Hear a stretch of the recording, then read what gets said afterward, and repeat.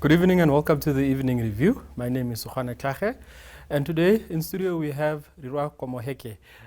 Welcome to the Evening Review. Thank you very much for your time. Yeah. We have what, at this point in time, a very topical issue, and this relates now to a legal aid lawyer within government, Eva Nangolo, who made remarks that have not been taken as too kindly. What are your reactions to this whole debacle?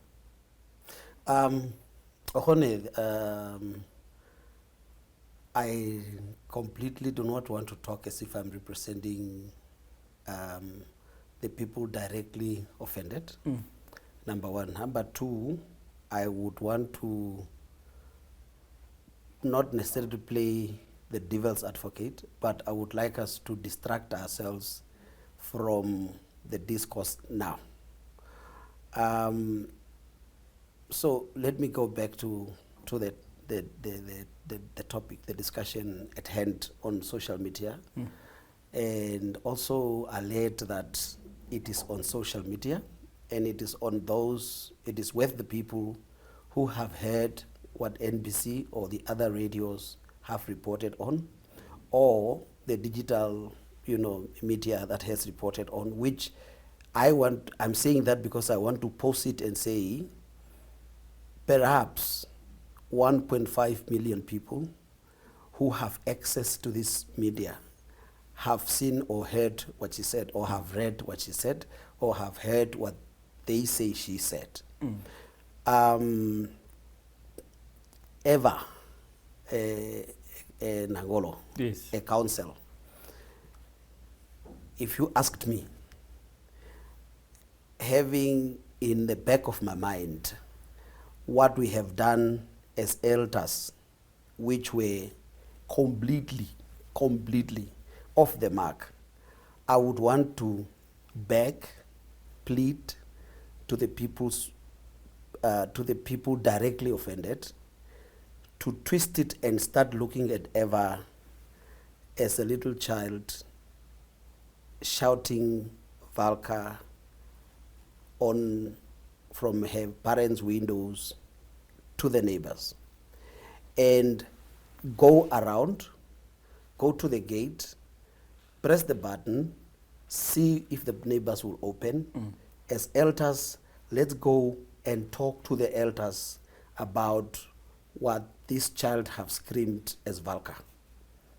Now, let me extrapolate, let me bring that to the real life situation, which is, if Eva has parents as Africans, let's go to her parents. As people directly offended, let's go to her parents. Let's talk to her parents. As elders, let's tell them that her child has done this. Let the parents of Eva deal with Eva. And as parents, we walk out of this yard, this house, this yard, go back to our yard, and start minding the real pressing issues. These issues we have. That is why I said initially that we have serious errors we have made as elders. Those of us who were 20 in 1990 hitherto, who are old people now. We are old people now. So we have made mistakes that cannot compare to what Eva has done as a child. Let the parents spank her and tell her that don't ever do that again as parents. So in this case, maybe the leadership of the Kwakwa speaking people can liaise with I don't know whether she's a Donga or Kwanyama, with the Kwanyama Traditional Authority or Donga Traditional Authority, and then sort out this issue as parents, as leaders, or at that level, because that has got to do with upbringing, not school, not exposure, nothing. It has got to do with upbringing. So she must be dealt with at that level. Let's go back to the real issues. The other day, Dr. Geinkop, the President of the Republic of Namibia, he said, some people have wrong attitude towards Chinese. What did we do as parents, elders, people, living in this republic? What did we do when one of us, as an elder, said something like that? While you have, on the 21st of March, you have children who are born by us, running around the street, under the impression that one day they will scream until there's work, but we did nothing after some people have beaten them. What did we do as elders? We did nothing. We did nothing. We have not called elders to want to address them and say, look, colleagues, what we are doing to these children is exactly what we did to the apartheid regime, the national party that was leading this country at that particular time. As a minority, it's exactly what these children are doing. And the longer they do it, we'll be upstaged. What does that mean? These children will take over. Because they are a lot. The young people in this country, they are a lot. If they have mobilized themselves against what we tell them it is right, even when it is not right, they will take the leadership. What will happen to us who are going to 60, 70, 80? So let us give these children audience. Let us sit them down. Let us allow them to direct us as to where they want us to take them, so that we take them, because it's a fact, it's a political fact. The leadership, the executive, when I'm talking about the executive, I want to detach it from the legislature and the judiciary. The executive has the power, that we cannot deny. And the executive does not look very young. So we have two instruments of power. The instrument of power here, the youth. The instrument of power here, the executive. These people must sit and face each other. Where instead of us sending people in uniform who come from sharks to attack people without uniform who come from sharks for the purposes of people who are not worried about sharks and not worried about uniform, but about themselves, as it looks like. So as early as of now, we should stop as elders and accommodate the young people, see where we're going to place them. These people are into sports. These people are into music. These people are into entertainment. Let's try and locate where we are going to place them there. The discussion should be had about that. The Ministry of Youth and Sports, I want to remember what they got from the Ministry of Finance as a budget. I want to remember what they got. If they got an allocation from Comrade Shimi that is under or below what the State House have gotten from the same Minister Shimi, then we still have a problem. What is the president going to do that he needs so much money exceeding what the Ministry of Youth have gotten from the budget allocation, if this fact is established that way? Or any other ministry, Ministry of Defense, for example. We should not say the Ministry of Defense is appointing people, therefore we should give them a lot of money, and people to be appointed are young people. I'm saying, let's have a discussion. The young people who are younger than us, 35 and below, these people, they have different problems. Our problems are based on what happened to us before 1989. Their problem is based on what happened to them in 2000, in 1995. Their problem is based on that one. 1995, we started preaching about inefficiency as the order of the day. That is why we have not solved problems that looks, accumulating. The problems we have accumulated. That is why we are facing a situation like this one. The reason why Eva went on as if we are a disorderly people is because we have accepted inefficiency. Inefficiency is the order of the day. If we were efficient, we would have solved the problem the young people are screaming about. We would not have gone out of the way to beat them, because we are only beating them because we are frustrated by their noise. Okay. Now, I want to just touch on, before we go into our commercial break, what Eva Nangolo has said. And there's been a lot of debate on social media to say that, well, what she said is what people want to say, but they're too scared to say it. And then some would say, yeah, but you also call us, the Oshivambos, for example, would say, yeah, you also call us names. The Eros would say, you also call us names. The Namas would say, yeah, you also attach labels to us. So how do we go about addressing, very briefly, before in 5 minutes, how do we go as a nation towards addressing this tribalism issue that everyone seems happy to ignore? I like what you said. I like it that you came to raise the as a nation part. I say we are nations in Namibia. I say that because in 1990 we failed to have gotten to know each other, to have gotten to know what hurts who. We failed to do that. What we did is we took a wrong mantra, policy of national reconciliation, as if we were reconciled before. Now we should reconcile. We were not reconciled in this country. So all different nations before they became a nation have or had or still have what they are known for. Whether they will say it's bad for us to have been known for this or that, it's a discussion for a different date. But what matters to me now is that, again, it is incumbent upon us to have accepted that we wronged, not to have known each other, not to have attempted to know each other. What hurts us, Ovaherero? What hurts us, Bastards? What hurts us, Germans? What hurts us, Tswanas? And so forth and so on.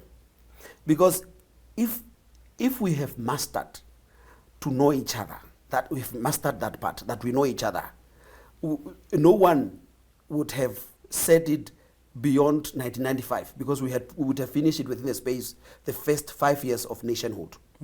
We would have finished that if you say this to this nation, to this part of nation, it will be offended or it will be disturbed.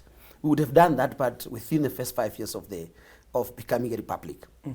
So for us to have undone that, it will require a lot of consideration, attention paid to so many other things. Because while we were ignoring to know each other, there was I want to use an easier word, there was a monda operandi. There was an operation that was going on, that was establishing superiority of some sort from a different section of the nation, of all these nations put together. You follow? So that superiority, which today is equal to white supremacy before 1989, is the bone of contention. It should be the bone of contention. Because now we cannot undo what we have done in a shorter space of time, because so many things were done that were wrong, to an extent that superiority is the issue of the day from a section of the nation. For example, I usually use the example of employment created, an opportunity gained through public advertising. You advertise an employment, you want an SEO, John and X and Stella, they compete. Stella is better than John, but because you want John, you look for an excuse to exclude Stella. That's what we had as a situation in this republic. We were looking for excuses outside of what we have told as we have advertised as requirements for what we wanted. So we have a lot to do to undo the explosive situation that we have now, a compliment or sponsored by Eva Nangolo. She has said it, as you said, what so many people would say privately. That's why the minister is saying, if your private thoughts become public, then you don't have an excuse. What I would say is that maybe Eva is flipping the coin. Maybe Eva is the reason why we should sit down and reconsider what we have done to have gotten to know each other, what hurts each other, what hurts sections of the nation in this republic. We need to sit down. Like Hennessy people would say, we need to sit down at times to straighten the narrative also, but we need to straighten what we did not do in 1990. We'll continue with more on this discussion after the break. Quickly going for a short commercial break. Do stay tuned.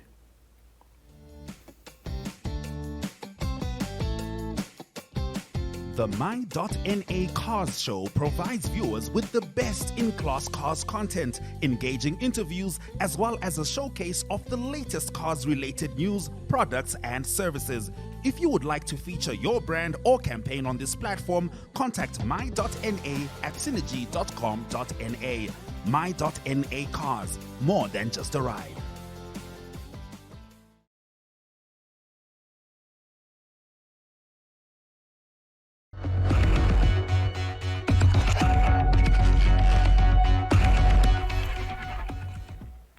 Welcome back to the Evening Review. Rirua, there's one thing you're very involved in culturally and traditionally, and that's to do with the Ovaherero Traditional Authority. Now, I know you do not necessarily speak for the authority, but just your views, because we've now had another faction come up led by academic Ovaherero, Dr. Ovaherero.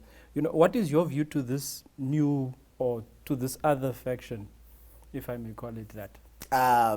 Before I say I'm not going to comment, I want to correct us not to use the word faction, because nobody, we don't have factions. Ovaherero Traditional Authority and anything else do not have factions. We have people who think differently about issues, about situations. To come back to the thoughts or the thought processes of the people who have surrounded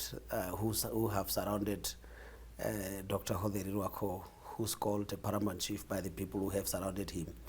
I would simply say it is sub judice. We have a matter in court. This matter in court unfortunately incorporated the name you mentioned as a respondent now, because now we have a counter application, an application within a review application which was brought to court by senior traditional counsellor in the name of Kapuo. He have dragged 57 others to court as respondents, and as time went on through stages and processes of the courts, it became clear that Ovaherero Traditional Authority, as cited as a respondent by senior traditional counsellor Kapuo, had to bring to court a counter application. That happened successfully. So therefore, as a result, Dr. Ovaherero became a third respondent. The Ministry of Local Government, the Mbaraka Kapuo, and Dr. Ovaherero became the respondent on the counter application. So the only comment I have on that is to resubmit the non-facts, but to those who do not know about it. We are in court. We are waiting for the second day of May, at which we are going to have a joint status hearing on the main application, which is the review application. On the reply, or the senior traditional counsellor Kapuo would have to submit a replying affidavit on the 24th of April, and on the 27th of April there will be a joint status report, and on the 2nd of May there will be a joint status hearing. So those facts are common. Everybody have them. That's the only comment I can make about that, except changing the understanding that we have factions and so forth. I think to me a faction would have been something like you have 150,000 people, but 75,000 people are on the other side, and 75,000 people are on the other side. Those two can be factions as far as I'm concerned. But not when you have 2,000 people against 20 people. That cannot be a faction. So it's a delayed thought process that will help them in the future or in the near future. Very soon they will realize that there's no point going on and until we are being called factions and so forth. So let's just join the group, the 2,000 people. Yeah. For lack of a better word, or rather, let me go away from the word factions. There's this infighting for a crown, and there's a claim for reparations. How do you think? Do you think? Don't you think, or don't you believe this weakens the genocide claim as a nation? Hone, the Jews, when they were doing deliberations on this issue, they had 23 groups. Simply perhaps because they look lighter than us on pigmentation, they succeeded. Germany is paying the Jews. So for somebody in the Republic that is supposed to be sending SOS left, right, and center about Ovaherero Nama genocide, to say perhaps that we are, I'm exaggerating saying we are 400 groups, will affect the negotiation. I would want to drag you back to a statement that says, maybe we did not negotiate. Maybe we went to back. So let's go back for the real thing, which is the negotiation. Because too many of the people here, some of the groups that were supporting the state through the executive, I want to say, were saying, we are fine with the state, the executive negotiating for us or appointing people to negotiate for us until we go to the quantum. What did they say when they heard the quantum is 1.3, 1.1 billion euro? They said, what? No, then we have to really go back to on a negotiating table. No, but you were not negotiating. You were discussing. You were listening to what the other people are saying about it. You follow? Yes, yes. So it was because that was premised on a wrong platform. The so-called negotiation were premised on it was started on a wrong foot. It was not. That's not how you negotiate. While there are people who are screaming outside and saying, "Hey, you have not considered us." So I'm saying, the quantum was not the only problem. The only problem was the table on which the quantum was prepared. It was all wrong. It was not the will of the people. We are in a democracy. When a lot of people are screaming, sending SOS, at one point you stop and want to listen to them and say, maybe they have a better argument. Maybe they have a better understanding. Maybe they have a better proposal. Let's listen to them. Not come around and say, you are surprised or disappointed by the quantum, whereas you were claiming to have been happy by the team that led the negotiation. To us, it was not a negotiation. If it was a negotiation, it would have been done. It would have been done to our terms. For example, Germany would have had its special envoy coming to Namibia instead of us going to Germany. It would have been. We would have started there after we have established that the people are going either to negotiate or appoint their own negotiators, skilled negotiators, not skilled backers. That's my submission. As independent as I am in a republic that is backed by a rule of law. And then lastly, and briefly, proposed in situ mining in the Omaheke, Hardap and Paras regions. OTA again, and you're not speaking in that capacity, had a briefing to voice their opposition towards the proposed mining method. What is your view against that, and do you think that there's a potential for mining and farming to coexist? Fortunately, I'm not a scientist, and fortunately, I was at the presser today. I listened to the submission of the Ovaherero Traditional Authority, the Nama Traditional Leaders Association.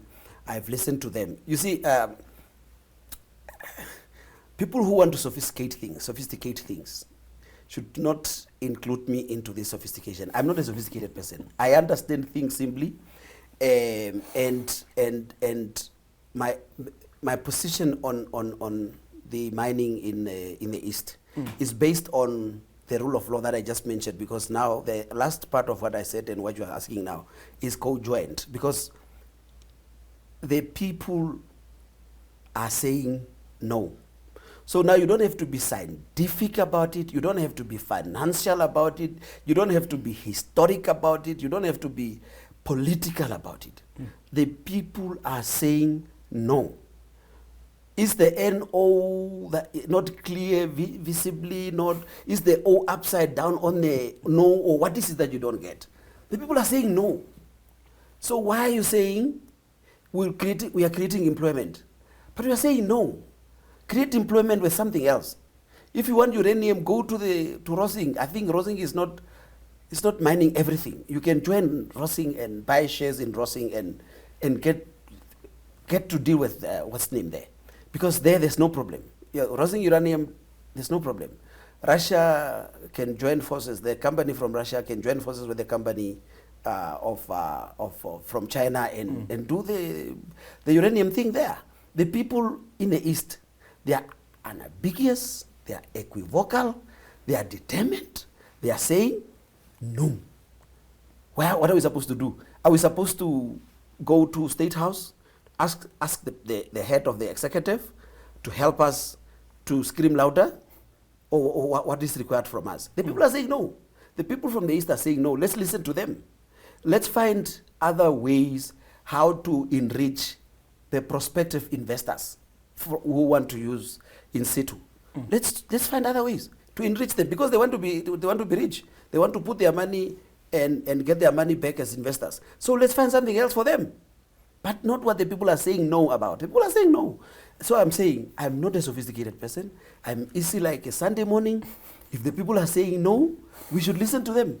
Like my son, one of my sons, the moment he says no, he doesn't want us to negotiate, to start talking about all the other factors that brought him to a no. He said no, and that's it. I take it as a no. So if I was a representative of the people from the East, especially the people from the Aminus constituency, I would have said, look, colleagues, we are saying no. This should be very clear. We are saying no.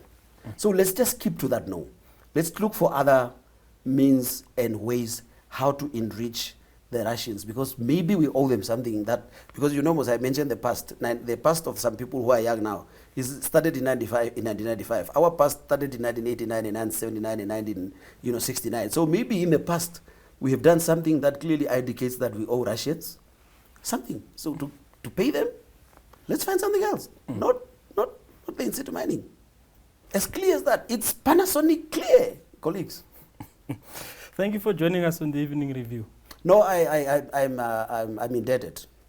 I'm indebted to you, the Namibian Sun, and the Network TV. Thank you very much for hosting me. Thank you. Thank you for tuning in. Have yourself a pleasant evening. Good night.